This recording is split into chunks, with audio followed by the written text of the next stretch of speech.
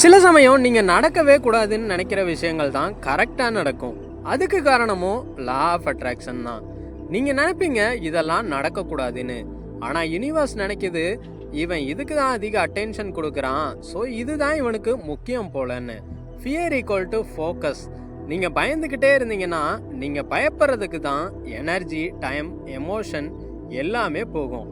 யூனிவர்ஸ்க்கு negative பாசிட்டிவ்னு பிரித்து பார்க்க தெரியாது. இன்டென்சிட்டிக்கு மட்டும்தான் ரெஸ்பாண்ட் பண்ணும். நீங்கள் எனக்கு ஃபெயிலியர் வேண்டாம்னு நினச்சிக்கிட்டு இருந்தீங்கன்னா யூனிவர்ஸ்க்கு ஃபெயிலியர்ன்றது மட்டும்தான் கேட்கும். ஓ இதுதான் உங்களுக்கு முக்கியம் போலன்னு அதை தான் அட்ராக்ட் ஆகும். ஸோ இமேஜினேஷன் கண்ட்ரோல் இல்லாமல் இருந்துச்சுன்னா அதுக்கு பேர் தான் ஃபியர்.